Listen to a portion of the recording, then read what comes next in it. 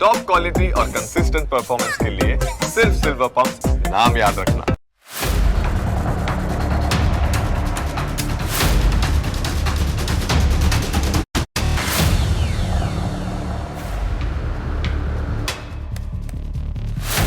નમસ્કાર, હું Janak Dave full stop news analysis પ્રોગ્રામમાં આપનું સ્વાગત છે. આજે અમે એક સુરક્ષા કરાર વિશે વાત કરીશું. સાઉદી અરેબિયા અને પાકિસ્તાનની વચ્ચે આ સુરક્ષા કરાર કરવામાં આવ્યો છે. આ કરારની મૂળ વાત એટલી જ છે કે એક દેશ પર હુમલો થાય તો એને બંને દેશો પરનો હુમલો ગણવો પડે. એટલે કે સાઉદી અને પાકિસ્તાન બંને સાથે મળીને એ હુમલાનો જવાબ આપે. હવે સવાલ એ છે કે જો પાકિસ્તાન ઉપર ભારત હુમલો કરે તો શું સાઉદી અરેબિયા ભારત પર હુમલો કરશે? આ સંભાવના વિશે ખ્યાલ મેળવવા માટે કયા સંજોગોમાં કરાર કરવામાં આવ્યો એ તમારે જાણવું પડે. અમે તમને એના વિશે વિગતે વાત કરીશું.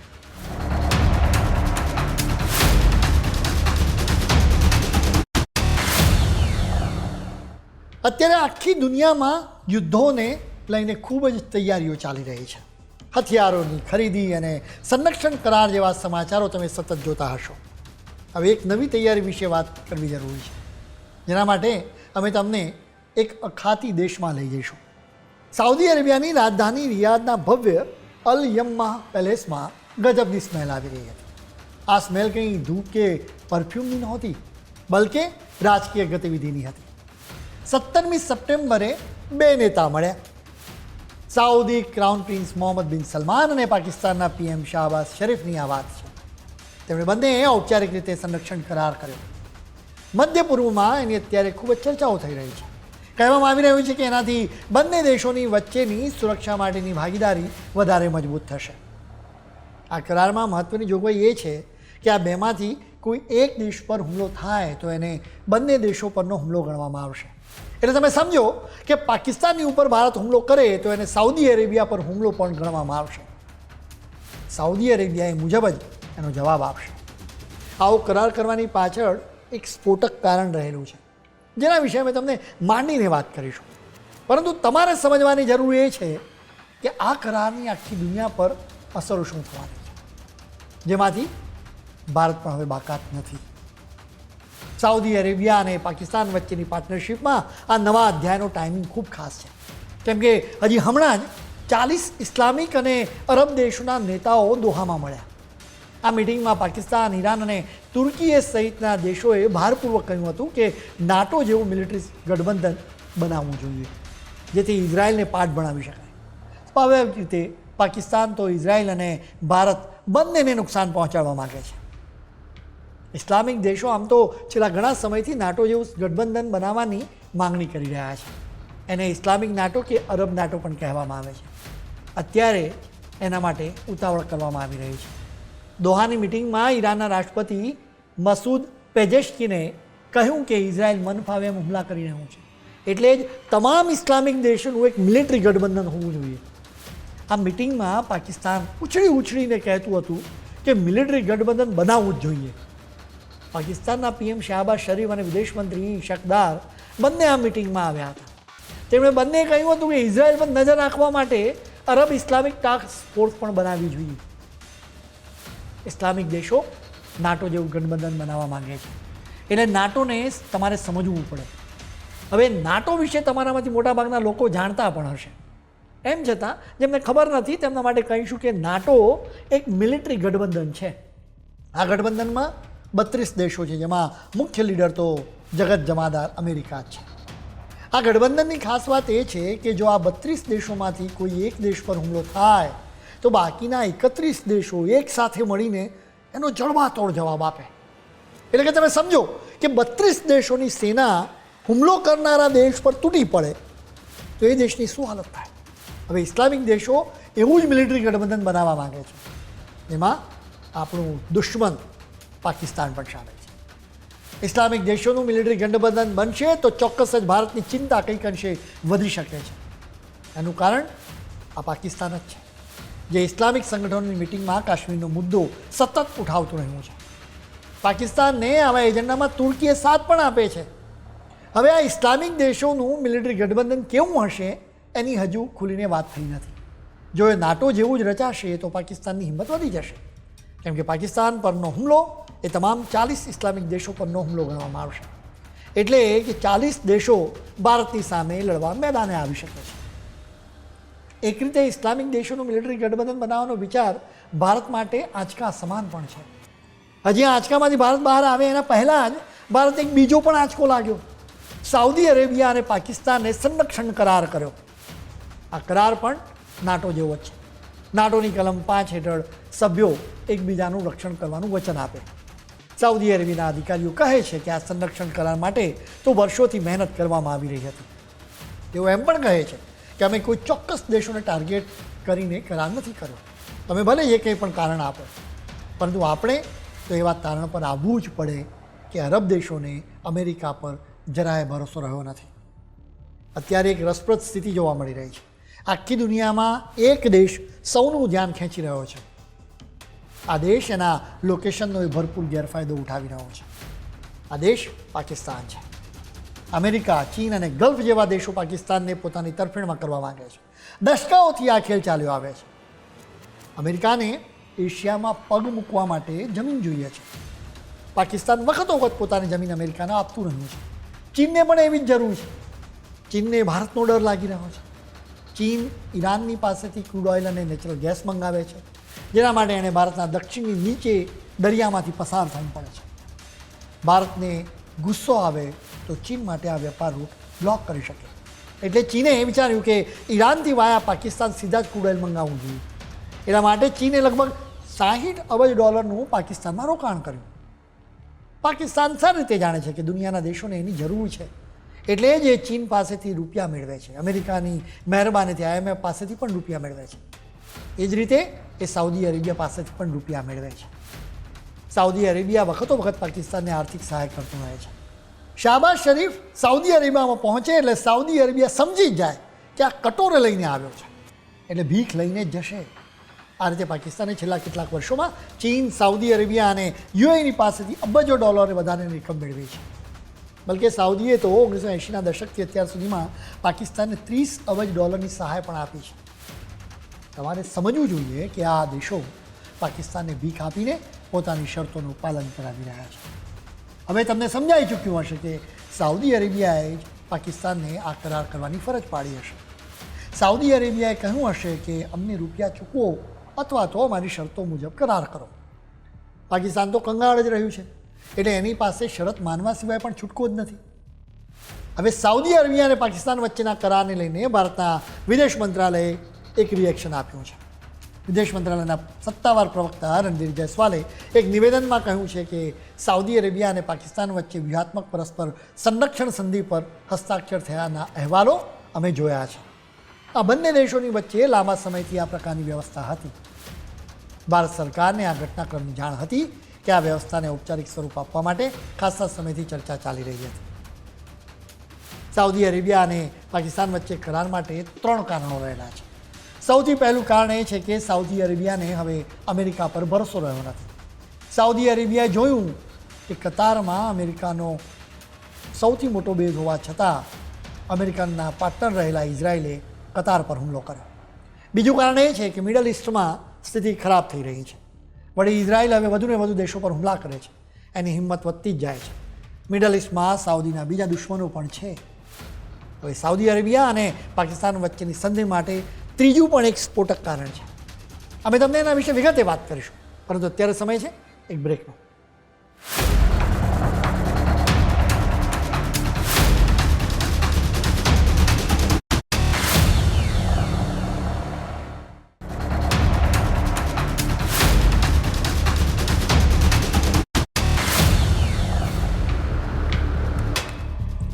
બ્રેક બાદ આપનું સ્વાગત છે. અત્યારે દુનિયામાં અનિશ્ચિતતાનો માહોલ છે. વિશ્વયુદ્ધના ભણકારા વાગી રહ્યા છે. આવા માહોલમાંથી બ્રહ્માસ્ત્ર હોય તો જ બચી શકાય. અત્યારનું બ્રહ્માસ્ત્ર એટલે કે પરમાણુ હથિયારો. અત્યારે દુનિયામાં માત્ર 9 દેશોની પાસે જ પરમાણુ હથિયારો છે, જેમાંથી સૌથી વધુ પરમાણુ હથિયારો રશિયાની પાસે છે. રશિયાની પાસે 5459 પરમાણુ હથિયારો છે. બીજા નંબરે અમેરિકા છે, જેની પાસે 5177 પરમાણુ હથિયારો છે. ત્રીજા નંબરે રહેલા ચીનની પાસે 600 પરમાણુ હથિયારો છે. ચોથા નંબરે ફ્રાન્સ છે, જેની પાસે 290 પરમાણુ હથિયારો છે. પાંચમા નંબરે યુકે છે, જેની પાસે 225 પરમાણુ હથિયારો છે. છઠ્ઠા નંબરે આપણું ભારત છે, આપણી પાસે 180 પરમાણુ હથિયારો છે. હમણાં પછી પાકિસ્તાનનો વારો આવે છે, જેની પાસે લગભગ 170 જેટલા પરમાણુ હથિયારો છે. આઠમા નંબરે ઇઝરાયલ છે, જેની પાસે લગભગ 90 પરમાણુ હથિયારો છે. આ લિસ્ટમાં છેલ્લે ઉત્તર કોરિયા છે, જેની પાસે લગભગ 50 પરમાણુ હથિયારો છે.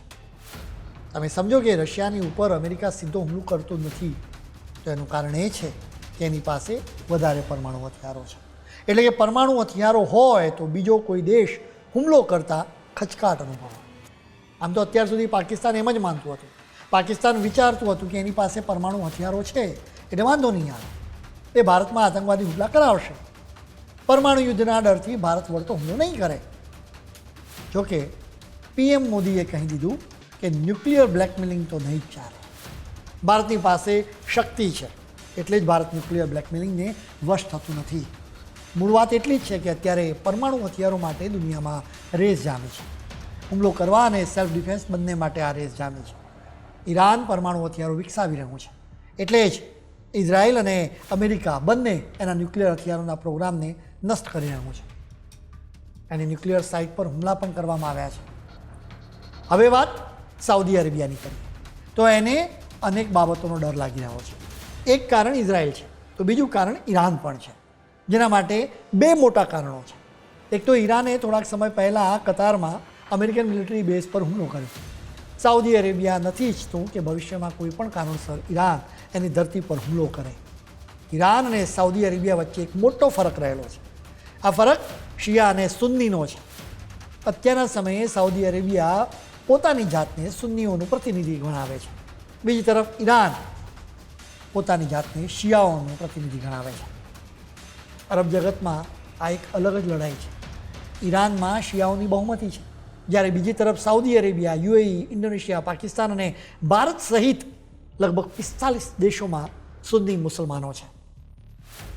ઈરાન ન્યુક્લિયર હથિયારો બનાવવાની તૈયારી કરી રહ્યું છે, એટલે સાઉદી અરેબિયા પણ સમજી ગયું કે ભવિષ્યમાં સ્થિતિ વણસી શકે, એટલે જ એને પણ પરમાણુ હથિયારોની જરૂર લાગી.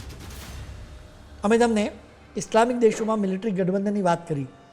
જો કે આ ગઠબંધનમાં સૌથી મોટી અડચણ તો ઈરાન અને સાઉદી અરેબિયા વચ્ચેનું તણાવ છે. અહીં તમારા મનમાં એક મોટો સવાલ થવો વ્યાજબી છે. આ સવાલ એ છે કે ઇસ્લામિક દેશો મિલિટરી ગઠબંધન બનાવવાના જ છે, તો પછી શા માટે સાઉદી અરેબિયા અને પાકિસ્તાને આવી ડીલ કરવાની જરૂર પડી? કેમ કે મિલિટરી ગઠબંધનમાં મૂળ જોગવાઈ જ એ લાવવાની છે કે જો એક દેશ પર હુમલો થાય તો બીજા બધાએ હુમલો કરનારા દેશ પર તૂટી પડવાનો. સાઉદી અરેબિયા અને પાકિસ્તાન વચ્ચેની સુરક્ષા સંધિમાં પણ એ જ મુખ્ય વાત છે. એટલે સ્વાભાવિક રીતે લાગે કે સાઉદી અરેબિયા અને પાકિસ્તાને અલગથી સંધિ કરવાનું કારણ નથી. એટલે માનવું પડે કે આ સંધિ કરવાનું કારણ એ હોઈ શકે કે સાઉદી અરેબિયાને વિશ્વાસ નથી. સાઉદીને શંકા હોઈ શકે છે કે ખરેખર આવું મિલિટરી ગઠબંધન બનશે કે નહીં.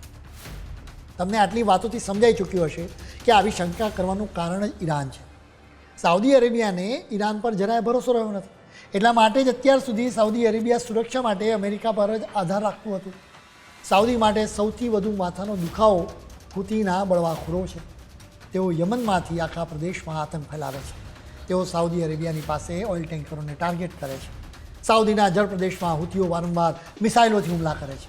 બાદમાં કહે છે કે તેઓ તો માત્ર ઇઝરાયલના ઓઇલ ટેન્કરોને ટાર્ગેટ કરે છે. હકીકતમાં સાઉદી અરેબિયા આવા આતંકવાદીઓ અને બળવાખોરોથી પોતાની જાતને શક્ય એટલું દૂર રાખવા માગે છે. એને ડર છે કે હુતીઓ આખા યમન પર કબજો કરી લેશે. હવે આ હુતીઓને ઈરાન સપોર્ટ આપે છે, એટલે ઈરાન સાઉદીની સરહદ પાસે પહોંચી જશે, કેમ કે યમન અને સાઉદી અરેબિયા પડોશી દેશો છે. આ હુતીઓ સામે લડવા માટે સાઉદી અરેબિયા પાકિસ્તાનની મદદ માંગી રહ્યું છે. સાઉદી અરેબિયા અને અમેરિકા બંને આરોપ મૂકે છે કે ઈરાન જ હુતીઓને ડ્રોન્સ અને બેલેસ્ટિક મિસાઇલો પહોંચાડે છે. સાઉદી અરેબિયાને ડર લાગે છે કે આ મિસાઇલોથી સાઉદી અરેબિયાના રહેણાંક વિસ્તારો પર હુમલો થઈ શકે છે. આવા ડરના કારણે સાઉદી અરેબિયાએ પાકિસ્તાનની સાથે સુરક્ષા કરાર કર્યો છે. સાઉદી અરેબિયાએ પોતાની ધરતી પર પરમાણુ હથિયારો વિકસાવ્યા નથી. બધાને ખ્યાલ છે કે કોઈ નવો દેશ પરમાણુ હથિયારો વિકસાવે એ અમેરિકાને પસંદ નથી. સાઉદી અરેબિયાએ વિચાર્યું કે પોતે પરમાણુ હથિયારો વિકસાવવા એના કરતાં તો પાકિસ્તાન પાસેથી મેળવી લેવા. આમ પણ કંગાળ પાકિસ્તાનને રૂપિયાની જરૂર પડશે, એટલે રૂપિયાના બદલામાં પાકિસ્તાન પરમાણુ હથિયારો પણ વેચી દેશે. એટલા માટે જ પાકિસ્તાનને પરમાણુ હથિયારો વિકસાવવા માટે ગુપ્ત રીતે સાઉદી અરેબિયાએ મદદ કરી હતી. સાઉદી અરેબિયા અને પાકિસ્તાનની વચ્ચે ખાસા સમયથી પાર્ટનરશિપ છે. માની લો કે કોઈ જગ્યાએ સાઉદી અરેબિયાને મિલિટરી ફોર્સની જરૂર પડી, એવી સ્થિતિમાં સાઉદી પોતાની મિલિટરીનો ઉપયોગ ન કરે, બલ્કિ પાકિસ્તાનની મિલિટરીને કોન્ટ્રાક્ટ આપે. એટલે આપણે બધા લેબર કોન્ટ્રાક્ટની મદદ લઈએ છીએ, એમ સાઉદી પાકિસ્તાન આર્મીની સાથે યુદ્ધ લડવા માટે કોન્ટ્રાક્ટ કરે. જેમ કે યમનમાં પાકિસ્તાને કંઈક અંશે સાઉદી અરેબિયાને લશ્કરી મદદ કરી પણ હતી. પાકિસ્તાને ભૂતકાળમાં મક્કા અને મદીનાનું રક્ષણ કરવા માટે પોતાના સૈનિકોને મોકલ્યા હતા. ભૂતકાળમાં બળવાખોરો સામે લડવા માટે સાઉદી અરેબિયાના સૈનિકોને પાકિસ્તાને તાલીમ પણ આપી હતી. એના બદલામાં સાઉદી અરેબિયા પાકિસ્તાનને રૂપિયા આપી રહ્યું છે, જેથી પાકિસ્તાન ટકી શકે. સાઉદી અરેબિયા મોટા ભાગે પાકિસ્તાનમાં રૂપિયા રોકતું નથી, બલકે એરામકો અને સાઉદી ઇન્વેસ્ટમેન્ટ ફંડ જેવી કંપનીઓ મારફત પાકિસ્તાનમાં રૂપિયા રોકે છે. એ રીતે જોવા જઈએ ને તો સાઉદીએ પાકિસ્તાનને ખૂબ જ મદદ કરી છે. વળી પાકિસ્તાનમાં સાઉદીના ઘણા હિતો સંકળાયેલા છે. જેમ કે પાકિસ્તાનમાં રેકોડિક નામની સોના અને કોપરની ખાણો છે, જેમાં પણ સાઉદીને ખૂબ જ રસ છે. સાઉદી અરેબિયા અને પાકિસ્તાન વચ્ચે આ પહેલાં પણ સુરક્ષા માટે કરારો કરવામાં આવ્યા છે. વર્ષ 1980થી 1988 દરમિયાન ઈરાન અને ઈરાક વચ્ચે યુદ્ધ ચાલ્યું હતું. એ સમયે પાકિસ્તાને સાઉદી અરેબિયાને ખાતરી આપી હતી કે સાઉદી અરેબિયા પરના હુમલાને પાકિસ્તાન પરનો હુમલો ગણવામાં આવશે. 1979માં બંને દેશોએ સંરક્ષણના ક્ષેત્રમાં સહકાર વધારવા માટે કરાર કર્યો હતો. 1982માં સાઉદી અને પાકિસ્તાન વચ્ચે એક કરાર થયો હતો.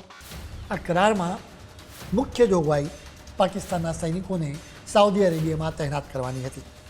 વર્ષ 2014-15માં ઓપરેશન અસીફત અલ હજમ વખતે સાઉદી અરેબિયાએ ઇસ્લામિક દેશોનું એક ગઠબંધન બનાવ્યું હતું. પાકિસ્તાનની આર્મીના ભૂતપૂર્વ ચીફ રાહિલ શરીફને આ ગઠબંધનનું સુકાન પણ સોંપવામાં આવ્યું હતું. સાઉદી અરેબિયાએ પાકિસ્તાનની સાથે કરાર કરવા પડ્યા છે, તેનું કારણ ઈરાન અને ઇઝરાયેલ છે. એ સિવાય સાઉદી અરેબિયાને બીજા કોઈ દેશની સાથે જાજી દુશ્મનાવટ નથી. વળી કતાર પર ઇઝરાયેલના હુમલાથી અમેરિકા પરનો વિશ્વાસ ડગમગી ગયો છે, અને એટલે જ કદાચ સાઉદી અરેબિયાએ ફટાફટ પાકિસ્તાનની સાથે સુરક્ષા કરાર કર્યો છે. કેમ કે ખરેખર અત્યારે દુનિયામાં અનિશ્ચિતતાનો સમયગાળો છે. ક્યારે શું થશે એ કહી ન શકાય. હવે સવાલ એ છે કે સાઉદી અરેબિયા અને પાકિસ્તાન વચ્ચેના સુરક્ષા કરારથી ભારત પર શું અસર થશે. અમે તમને એના વિશે વિગતે વાત કરીશું, પરંતુ અત્યારે સમય છે વધુ એક બ્રેકનો.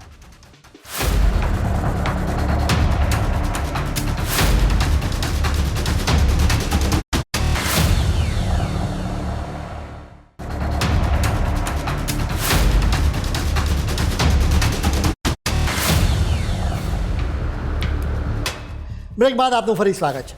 કંગાળ પાકિસ્તાન અત્યારે હરખાતું હશે. અમેરિકા બાદ હવે સાઉદી અરેબિયા પણ એને મહત્ત્વ આપવા લાગ્યું. બંનેના ઈરાદા અલગ છે. જેમ કે અમેરિકાને ઈરાન અને ચીનને નાથવા માટે એશિયામાં પગ મૂકવાની જરૂર છે. પાકિસ્તાન અમેરિકાની એ જરૂરિયાત પૂરી કરવા તૈયાર છે.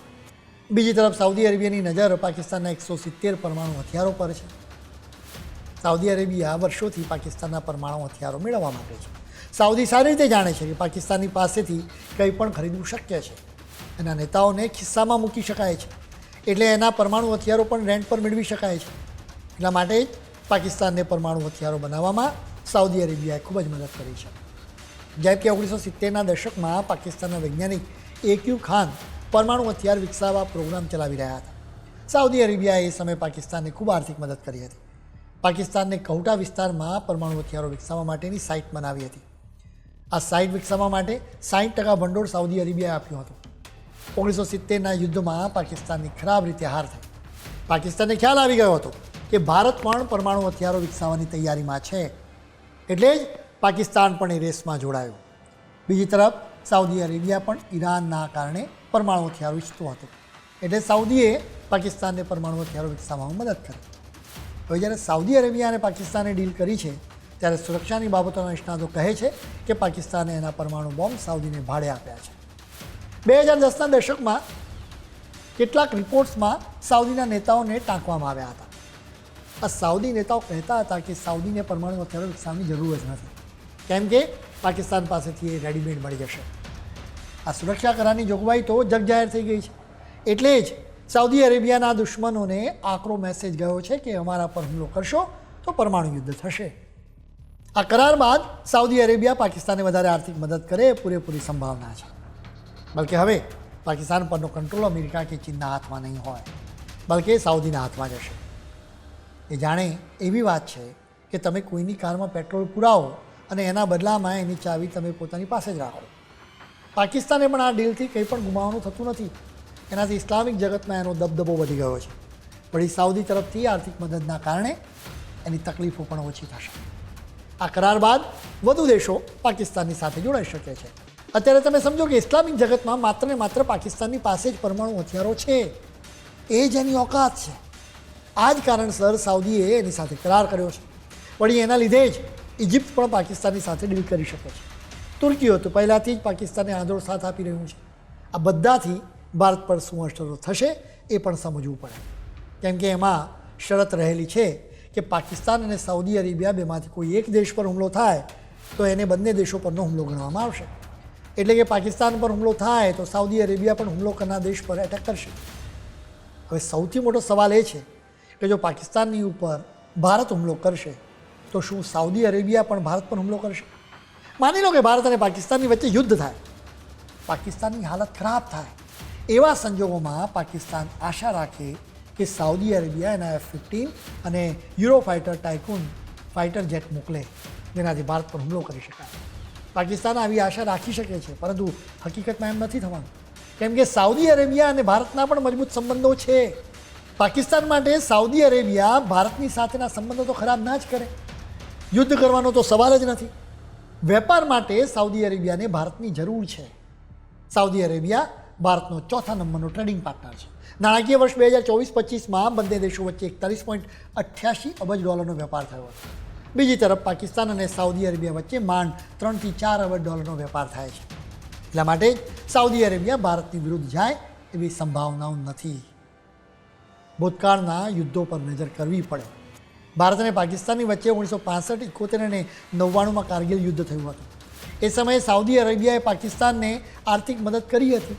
જોકે ક્યારેય સાઉદી અરેબિયાએ ભારતની વિરુદ્ધ લડવા માટે એના સૈનિકો મોકલ્યા નથી.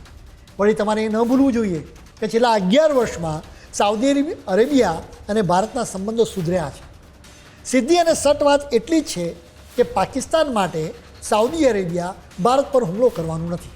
એમ છતાં પાકિસ્તાનનું મીડિયા તો અત્યારે ખુશખુશાલ છે. સાઉદી સાથેના સુરક્ષા કરારને ખૂબ જ હાઈપ આપવામાં આવી રહ્યો છે. પાકિસ્તાનમાં સુરક્ષા બાબતોના નિષ્ણાતો તો દાવો કરી રહ્યા છે કે વધુ 2 દેશો પાકિસ્તાનની સાથે આવો જ સુરક્ષા કરાર કરવાના છે.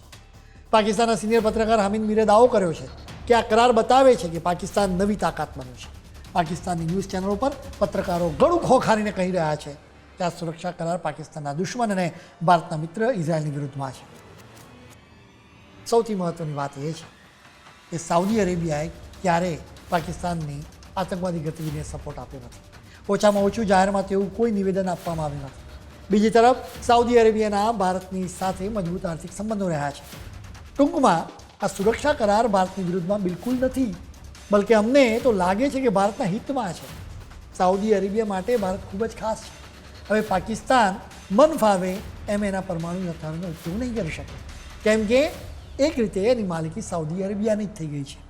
હવે સીધી રીતે પાકિસ્તાનના પરમાણુ હથિયારોની સુરક્ષાની કાળજી રાખવામાં સાઉદી અરેબિયા પણ જોડાયેલું રહેશે. એટલે જ પાકિસ્તાનના પરમાણુ હથિયારો આતંકવાદીઓની પાસે પહોંચી જાય એવી સંભાવના હવે સાવ ઓછી છે. એટલા માટે ભારત જ નહીં પરંતુ આખી દુનિયા માટે આ ખરેખર રાહતનો શ્વાસ લેવા જેવી બાબત છે. પાકિસ્તાનના નેતાઓ અને મીડિયા ગમે તે નિવેદનો આપે, પરંતુ એના પર તમારે ધ્યાન આપવાની જરૂર નથી, કેમ કે એક ભ્રષ્ટ અને આતંકી ભિખારીની વાતને તો બિલકુલ ગણકારવી જ ના જોઈએ. વાત ભારતની છે તો અમને પૂરેપૂરો વિશ્વાસ છે કે આપણા દેશની સેના અને નેતૃત્વ આપણા હિતોને સાચવી લેશે. ખેર, આજના ફૂલ શોમાં આજે આટલું જ. નવા મુદ્દાઓ સાથે ફરી મળીશું. ત્યાં સુધી મને રજા આપશો. નમસ્કાર.